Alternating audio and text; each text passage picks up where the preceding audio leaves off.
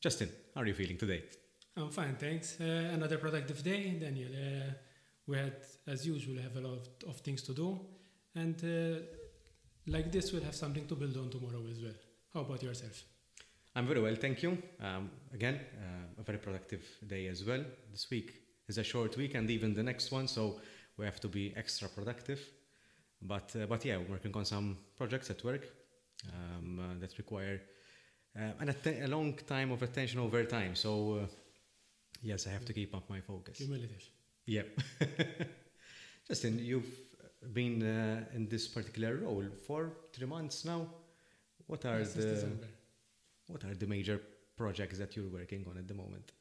So here at the Moldova agency, our main priorities are to promote local food products, and obviously we're trying to find new markets and find ways how to enrich and give importance to local produce.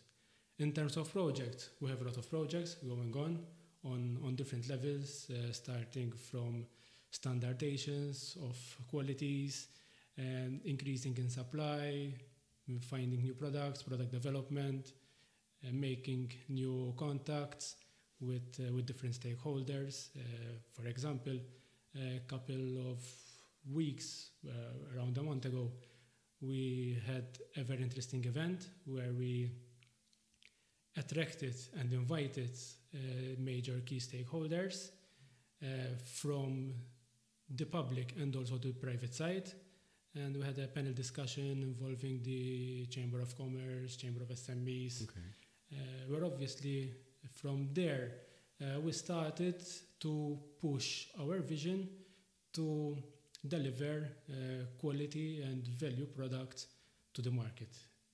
And obviously these kind of events will help us to try and build bridges with these key stakeholders, which represent the important people, different stakeholders, food establishments, and people like this. Mm-hmm.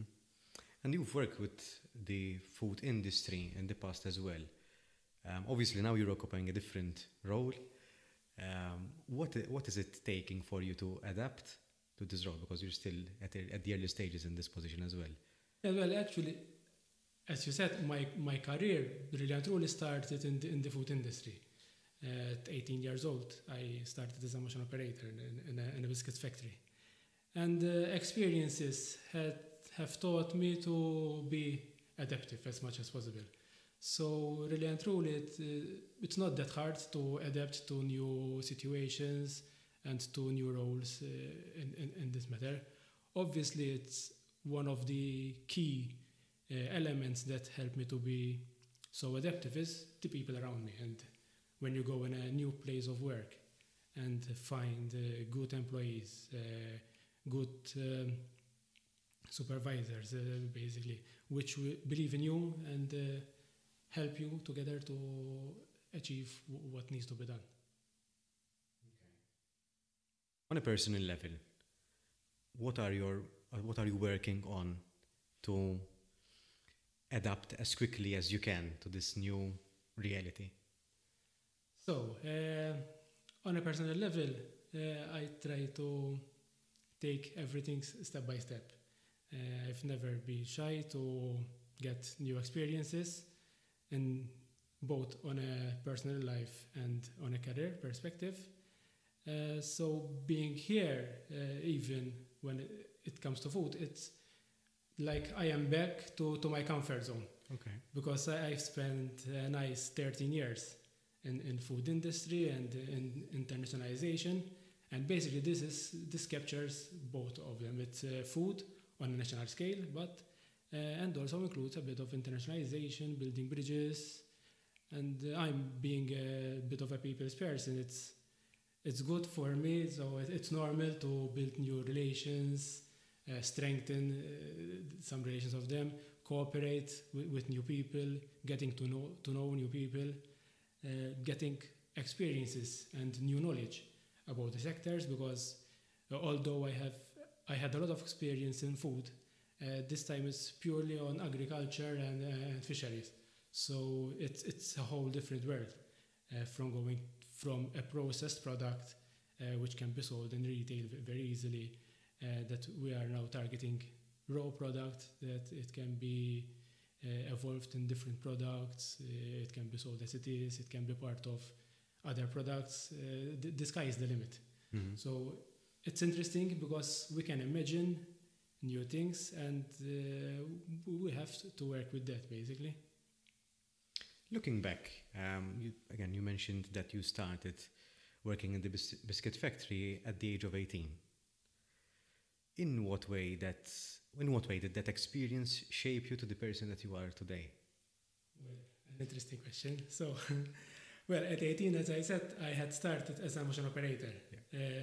Unfortunately, after some months, I had an accident at work where I lost my left limb, and it was kind of a turning point when it helped me to adapt even more, because obviously I started to look at life from a whole different perspective.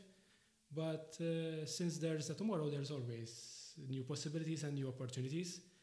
And actually that helped me to go back to the desk and start to study again. So from a machine operator, I then went up the corporate ladder with around 6 promotions, I believe, in a span of 12, 13 years, where I ended up heading the export department and heading the product development sector as well. It helped me to adapt because I experienced different levels. I experienced different processes, because at one time you are putting the ingredients to finalize the dough. The next step is putting the dough through molds and getting the final product. Then I had roles where I had to coordinate workers to pack and get the product ready to be shipped out. I had other roles where I would check the quality. So basically I get to know the product and the processes very well. And that also helped me to be more in touch with my fellow employees, with my fellow team members basically, where they taught me a lot, they believed in me, so every time I needed help, I could find it from people that supported me. And these kind of experiences that I had, it shows the importance of people around you. It's not good to waste time with people that don't support you, basically. Yeah. And thankfully, I managed to learn that from the positive side, because every step of my way, I always had people supporting me. And by having people supporting me, and by the way that the experiences and how I managed to develop myself, it makes me ready and capable to adapt myself according to the needs of every situation, basically. Were you always a people's person? Well, when I was much younger, I was shy. I was very shy. I was a shy person, but these experiences helped me to go out of my shell, basically. And when I went out of my shell, I started to find it easier to go with people, ask help, cooperate, and together with other people manage to develop solutions when needed. I think it's finding, as you said, the right people that support you along the way. I shifted. I started off as a people's person in my younger years, when I was the funny guy in the class. So I've been there. And then during my teens, I became a bit shy. I think I felt a bit insecure as well at the time, and now I think I've combined the two together. But yeah, I think the people in our lives play a very important role in shaping us and in the way we perceive the world around us. Do you have someone who inspires you to be a better you? Well, a person that comes in mind was one of my first managers when I was in food industry. He helped me a lot in both career-wise and in personal development. He has been my mentor ever since, and even nowadays, as I end up having to take some decisions, I usually speak with him first. He was my quality manager when I was in the quality department. He pushed me to go back to school, basically, start different courses in leadership. He then pushed me to start my MBA. And from there till now, even when I have some issue mainly related to work, I speak with him and we discuss solutions, even in terms of different projects. Someday we meet, we discuss it over. I got some food, for example, and we find solutions together. How important is this, and how frequent do you seek advice? Well, it's very important. Even just knowing the fact that there is someone that you can turn to, it's enough to help you and take some risks in life. These things help me when, for example, when I took decisions to start my own practice, for example, to change jobs, because I know that if I end up in a bad case scenario, for example, I know that there's someone that I can speak to, and if not directly help me, someone can lead me to a better way. Thankfully, I had more than one person that believed in me and supported me. Obviously, it started from my family, because they always had my back. Today, I have my wife that supports me in every decision that I take and every risk. But during my career, as I was going along, thankfully, I found always superiors that didn't just give me instructions, but they helped me to gain different experiences and to how can I develop myself to achieve better ideas, to bring better results, basically. What does it take for a person to be a good leader, in the sense that not everyone is able to mentor or give guidance to their reportees? What does it take, in your opinion? It's a complicated question that a lot of people have asked. They did a number of assignments and theses on this subject. I get asked this question multiple times as well in my practice. But in a nutshell, what I've always looked for in a mentor or a leader is basically that he or she listens and understands. Because even sometimes when you're doing a small piece of work and you end up stuck to something, when you're comfortable speaking with someone, sometimes while you're speaking to them and explaining the issue and trying to think of different things, even without them saying a word, you will end up finding the solution yourself. But knowing that they are listening to you and understanding you, sometimes it's more than enough. That's all it takes.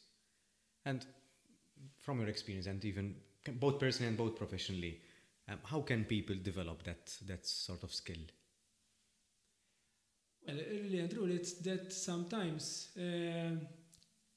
one needs to put others' interests before of their own. And when I say others, sometimes it can be the company's interest, for example, because if you have a CEO that has at heart the company, he will help or she will help to get the better result for the firm or the company, rather than making things so that he or she will look good.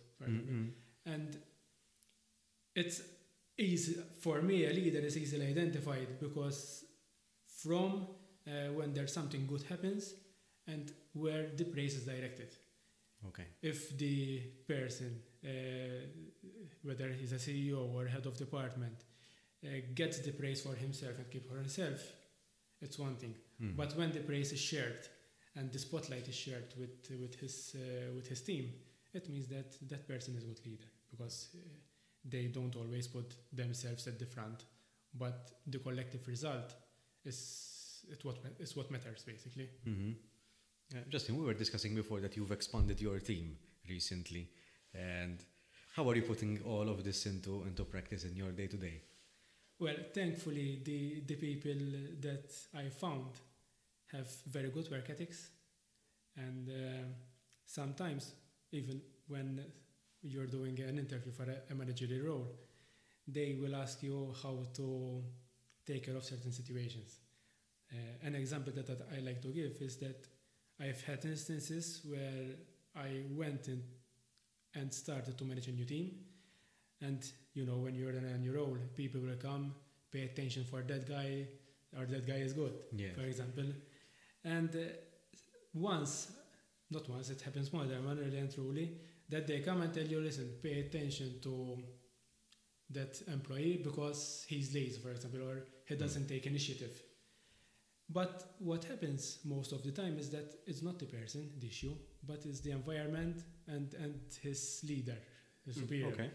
And an example that comes to mind is that one of my roles, I had an employee, who was a very good girl, and they used to tell me, listen, she doesn't take initiative. You need to push her. And by the time going, I noticed that she really needed a push. And obviously, I sat down with her and I spoke to her and tried to push her get more initiative. But what happens is that her previous manager used to tell her that she needs to always abide by his instructions. So what he did, he grabbed this person and put her into a cocoon where she couldn't move. Because she was expecting an instruction, always expecting. And once she noticed that the leadership is different, for example, and she can be creative in her work, she really thrived and was doing a very, very sterling work. So sometimes we tend to look at the easy way. The person is not good. Let's get another one. But really and truly, most of the times, it did happen to me as well. I'm not perfect, so I look at myself and I say that with that person I have to get a different approach. And when you understand and you accept that you have to change your approach, most of the time it happens. But obviously the person has to have good work ethics, because there are people that are lazy. I'm not saying that everyone is a good worker, but if the person has good work ethics, you can do a lot of things with him. What are good work ethics to you? Well, you're asking very difficult questions. I'm getting around for it. So one of the main points, the main hints of work ethics is that when you're out of the office, if the operation is still ongoing and the initiatives are still there, it means that there are good work ethics. Okay. If you go out of the office and your department stops, it means that once that you're away, people go back not to do anything and wait for you to do something. So when they say, when the cat is not there, the mouse stays. Yes. So I tend to look at it a lot. So when you have people taking initiative out of their own, and sometimes even going the extra mile, it means that they have very good work ethics and don't have these different agendas that they want to try and not find work to do. And another hint would be that when you go with a new idea, whether it is accepted by negative feedback or positive feedback, not because all ideas are good, but when you have people trying always to find the negative side of things, not to get a project started, it means that they would rather prefer not to do anything than to thrive and do a good job in the end. Sometimes I think it's lack of direction as well, because sometimes the goal is too big and it's very blurry, sometimes even for the leader as well. So in that case, how do you facilitate and get the person going in that project? Yeah, actually, it's that thing happened to me here because when I came, I was the first person in my department, so I had to start shaping the department from inception, basically. And when these new members came on board, I was still a bit vague, even on my objectives. But what we did, I took it as a priority to start highlighting and identifying the department's objectives, which obviously will go hand in hand with the company or agency's objective. I had called my team members. We sat around. You saw my office. I have the whiteboard, a lot of things written on there. I like to scribble. And we started to come up with different ideas. And now we were doing it as a weekly task. Every Friday, we get something to eat together. Okay. So even to build morale, to build relationship and bond together. And we look at the projects. We identify new ideas, we identify new projects on what we can work, and have tasks identified for each person. So every person every week has some task to do. Not task really and truly, it's a goal rather than a task, because then it's up to the person to try and find the best way for him to achieve the result. Yeah. So it's measurable as well, because it's you have a week and a week to complete the goal, or at least to do something about that task, because some tasks obviously take longer. Sometimes it will take longer, but even for a person, sometimes he will get he will find some difficulties, for example. But the fact that every Friday we sit around the table and we are discussing our progress, that person has the ability to express and share the difficulties that he's facing, and together we discuss them and try to overcome these barriers. Until now, it seems to be successful. Okay. How is the vibe, in the sense that you've been here for around 3 months now, 3+ months, and the team is relatively new, and you are new as well. How there are many moving parts. How is it going? No, thankfully we adapted a lot together. We clicked immediately since we started. We like food, all of us. So the fact that we started that every Friday we have a good lunch together. I should brought in more chocolates today. We'll share. So we found that common goal, basically, to start up with. It broke the ice together. And for example, one of the team members is relatively shy as well. So, but these things are helping us to be a small family. Okay. Really and truly, we spend most of our time here together. So it needs to be a familiar environment. Obviously, the main aim is to achieve results for the agent, so that we can't forget it. Yeah. But one of the first priorities was to have good morale and good relationships together. I think that's a good starting point. Yes. And they are helping me to find myself as well, because I am new here, they are new. So even sometimes for me to strategically find how to achieve an objective, sometimes they help me, put me back on my road, on where we need to go. They help me to compile a roadmap. Okay. Most of the things. So even obviously being new and a new department, sometimes I have a lot on my plate. And when you have some people to share it with, it gets divided, and even the pressure of it's much better. So, and once you are more relaxed kind of thing, it will help you to think better, find better solutions, and it seems that it's going well until now. In your professional and personal career, what has been your greatest struggle that you've had to overcome? Well, I can't really think of a big barrier that I had to overcome. And again, I am going back to what we said earlier, because when I was faced with difficulties, I always had people to turn around on. So, of course, there are some things that can't be really solved. For example, sometimes you're in a department or you're in a company that you don't have enough resources. But when your manager or when the managing director, for example, accept and understand that there are no resources, it will be a collective work to try and overcome these barriers. And thankfully, when you have people supporting you, these big barriers are not that big anymore. It becomes a lesser threat. Yes, and it's easily solved, basically.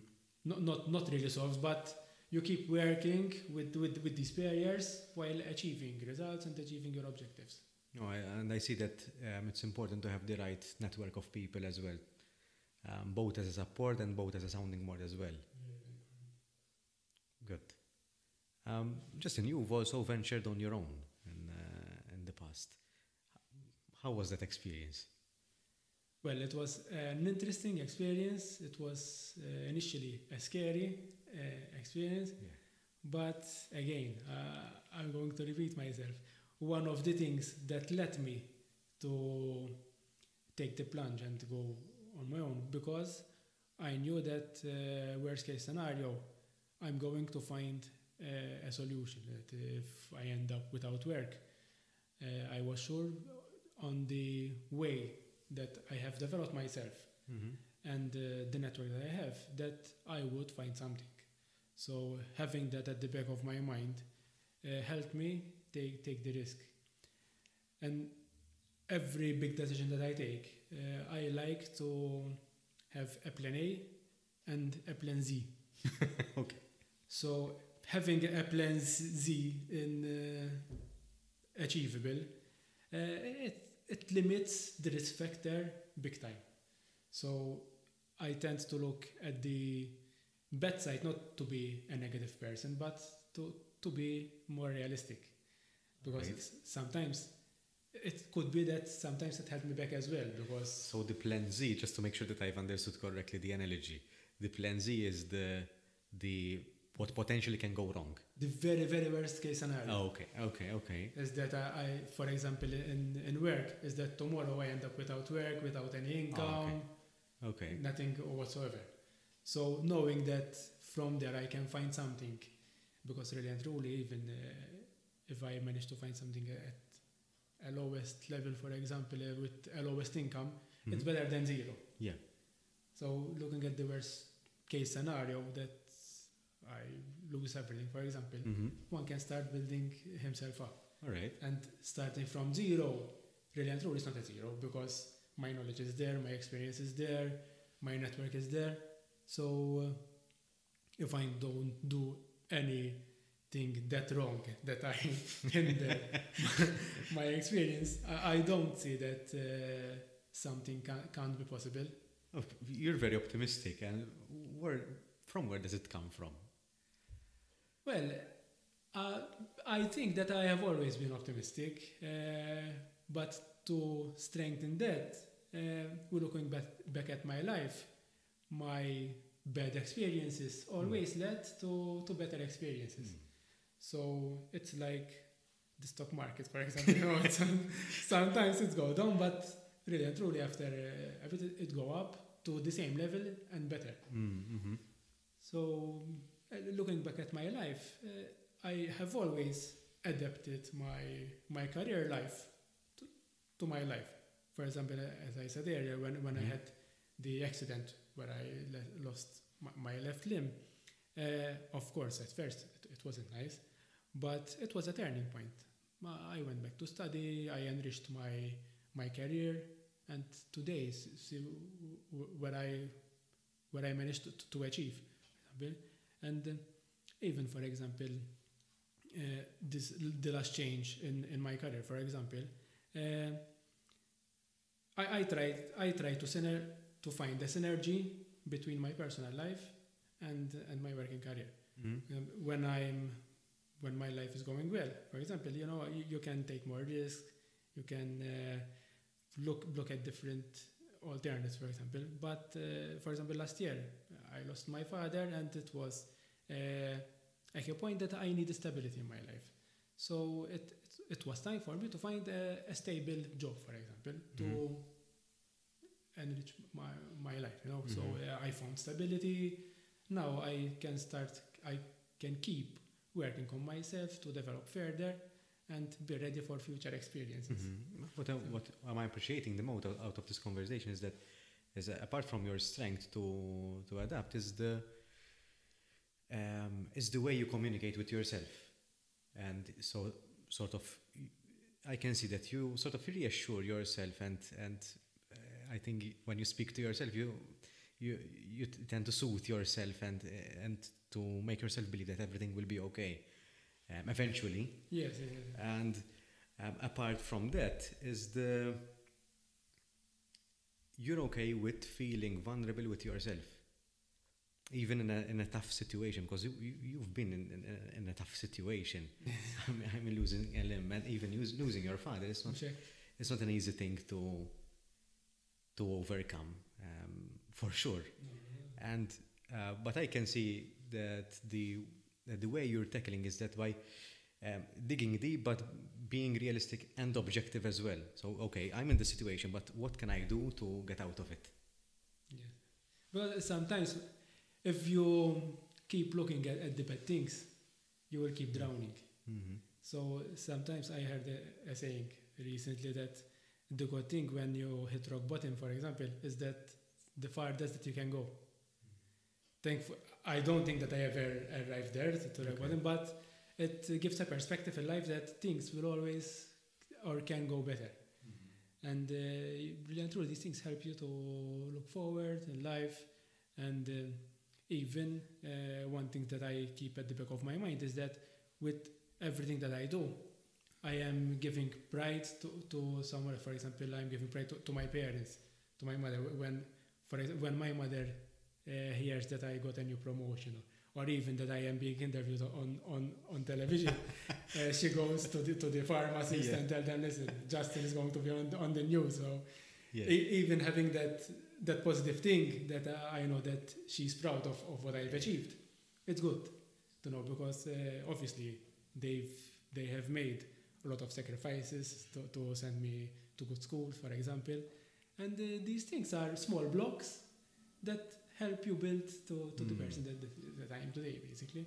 But it's taking the moment to feel grateful and appreciative of the things that you have as well, because sometimes we're too focused on the smaller picture, on the daily grind, that we sometimes don't spend time in reflecting on the things that we have or experienced in the past as well. Yeah, and what happens sometimes I went through this phase, because sometimes you give a lot of importance of what other people think, even if really and truly they don't think. Sometimes it's just at the back of our mind. Yes.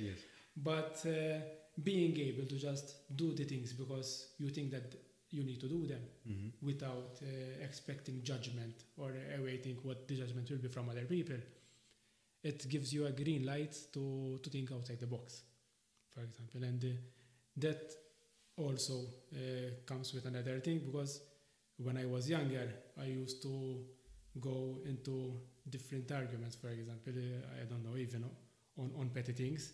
As you said, sometimes the small things takes a lot of focus. But today, I reached a place that if we're discussing and you tell me that this table is red, for example, and I tell you, no, it's brown, I will correct you 2 times. The third time, I will agree with you. And not go to, because in the end, I know that the result can't be changed.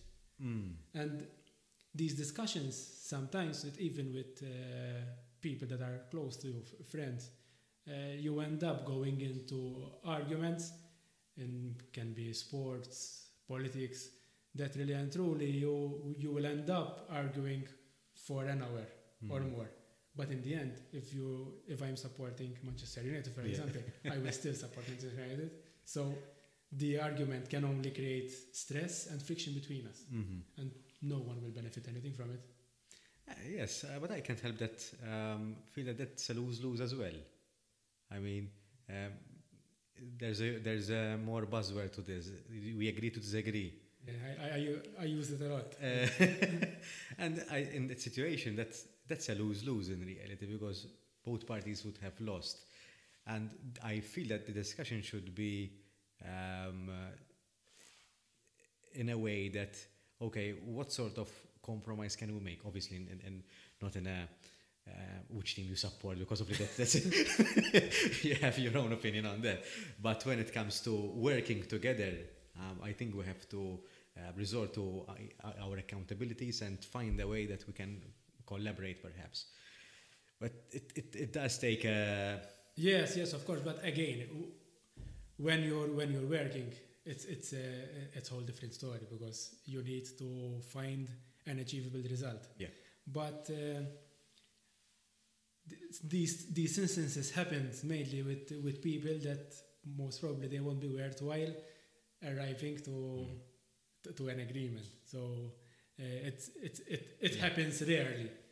These things on work, I don't believe that it ever happened to me that we'll end up stuck to something. But at work, when you have discussions, ultimately they need to bring you to arrive to a result. Yeah, so sure. You can just stop and say, let's agree to disagree. Mm-hmm. There are some instances, but it won't happen on key objectives, on key decisions. Mm-hmm. It will be on minor petty decisions, probably. Mm-hmm. So it would be more feasible to just let it go sometimes than to keep turning around and lose time and create stress between employees and colleagues. Justin, before we started the podcast, we were discussing how you are a man of many interests. Is there anything that you're working at the moment which you're very passionate about? Well, currently I like to do a lot of DIYs. Okay.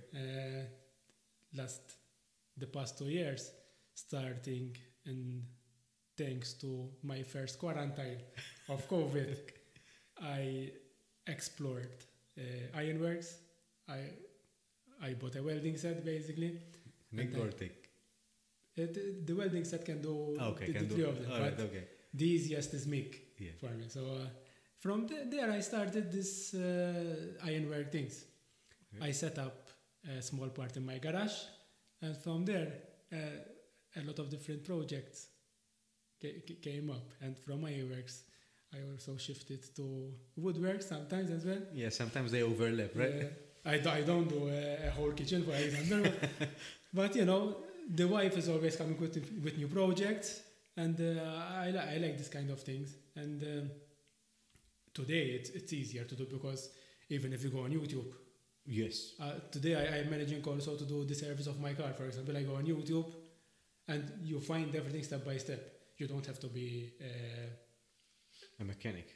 No, not at all, because they tell you what tools you need to use and everything. So, and in the end, it saves some money sometimes, but really and truly it's more for the satisfaction, because when you change, I don't know, when you change the suspensions of my car, for example, I changed them and I was really satisfied that I managed to do it. And it's not an easy task. It's not an easy task. but it's nice to have that feeling that you did it. Uh-huh. Even when I'm doing a small piece of work, for example, the first part needed to do in my garage was my workbench. I did it myself from scratch.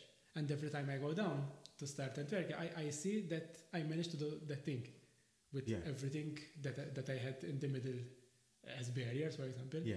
But I managed to do it. Again, at that time, I managed to do it because when I encountered an issue, I used to call my father or a friend of mine, listen, how can I do it? Or when I was welding the first time, I have a friend that used to weld a lot. He's a very good welder, basically. And I used to send him snapshots. How is this? Okay. And he guided me on these matters. And in most situations of our lives, actually it's not just myself, when we try to reach out for help, most of the time we can find it. Mm-hmm, mm-hmm. And like many things, welding and even woodworking, it's just learning by doing. Yes. You learn as you go along. It's an art in itself. So I think it's practice in that sense. Don't let my wife hear this because she will come with we'll more this projects. But the good thing is, aside of the satisfaction, it gives you peace of mind, because when you're working, obviously, due to risks that happens sometimes, is you don't look at your mobile, you're cut out of the world, and you have that 1 hour or 2 hours for yourself, and you are just resetting the brain basically, and it helps me to keep myself calm and with no stress basically.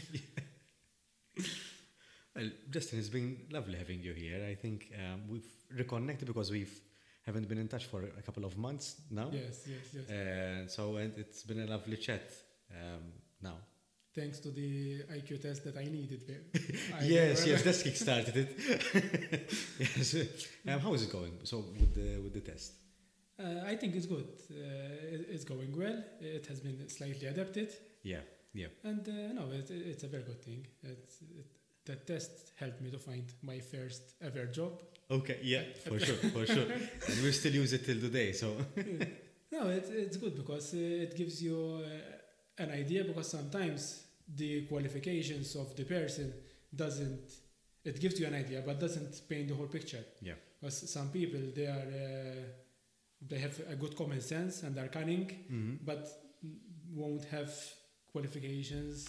Well, that's the beauty of psychometric tests, because it's an unbiased approach and an unbiased way to select people when it's used for recruitment purposes, obviously. So yeah, I'm glad that was useful. And I've met people in my life that they have no education at all, and they managed to achieve things that myself I can never dream of achieving. For example, I know people that are not capable in writing their name, but they've managed to build a business from scratch that today they have millions in turnover, for example. Most of the most successful business people in Malta have little to no education, so formal education, I mean. And they managed to build Malta. Yeah. Yes, that's true. No, it's really evident that things can be done despite of any shortcomings. Ultimately, education it's a tool. So unless you use it adequately, you're wasting the time, money, and energy that you've put into those years of education. So ultimately, it's a tool. Thank you, Justin, for being here. Thank you for your time. Hopefully, we'll speak real soon now. So I look forward to more future conversations with you. Same here. Thank you very much. Thanks, Justin.